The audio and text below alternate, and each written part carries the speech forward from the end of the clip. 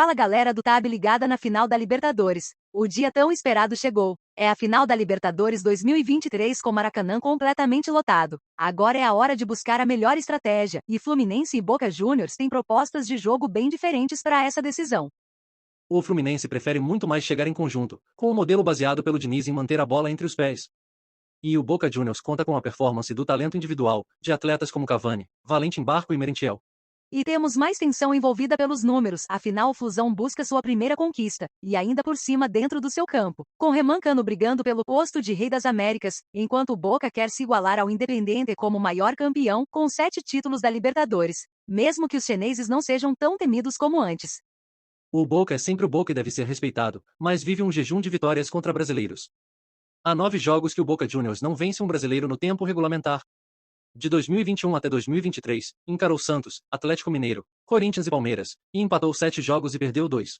E o Fluminense já goleou o River e eliminou o Argentinos Júniors, e está consciente e com os pés no chão. A final de 2008 deixou uma lição, e o time de guerreiros vem com alerta ligado, principalmente com jogadores experientes e campeões, como Marcelo ou Ganso ou Felipe Melo ou o goleiro Fábio alcançando 100 partidas na Libertadores. O que o Fluminense precisa é de força mental e controle de bola, com André e Paulo Henrique Ganso, a mobilidade de áreas e Keno, e muita atenção com os jogadores mais habilidosos do Boca. A final provavelmente vai ser definida com jogadas individuais decisivas, e vai se dar bem souber equilibrar precisão com marcação rigorosa. Ambos os times têm jogadores-chave que podem fazer a diferença. Sobre as escalações e começando com a do Fluminense, a preocupação é com o desempenho e a estratégia. A equipe está completa para o time titular ideal, mas John Kennedy mais Ganso e Felipe Melo voltam de lesão. Será que vão estar bem para render 100%? Outra questão é se Diniz vai com cautela e Martinelli no meio, ou se vai botar pressão com John Kennedy no ataque. O mais provável é que Diniz alinhe o Fluminense com o goleiro Fábio na meta. E aí na lateral temos o Samuel Xavier e os zagueiros Nino e Felipe Melo mais o Marcelo na lateral esquerda. Meio de campo pode ter André e Martinelli centralizados, mais Paulo Henrique Ganso na criação. O ataque com Arias e Keno abertos, Remancano como homem de referência.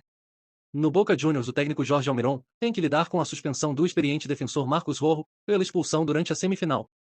Nicolás Valentini vem pro seu lugar. E esse é o problema maior no Boca. O time titular é muito bom, mas não há suplentes à altura e qualquer ausência pode ser sentida, principalmente em um jogo tão decisivo. O time titular seria então montado com o goleiro Sérgio Romero, o lateral Advíncula junto de Figal e Valentini, mais o Frank Fabra na lateral esquerda. O meio de campo traz Paul Fernandes e Equi Fernandes mais na contenção, e Christian Medina e Valentim Barco abertos na articulação. O ataque será composto por Merentiel e Cavani. E sobre as confusões que ocorreram entre torcidas em Copacabana, houve uma reunião entre dirigentes de confederações e dos clubes, mas ninguém falou em esquema especial de segurança ou nada do tipo. E essa é a primeira final única com todos os ingressos vendidos. Foram 40 mil ingressos para cada lado, com preços variando entre 260 atrás do gol e R$ 1.300 do lado do campo. Mas haviam cambistas vendendo até por R$ 10 mil.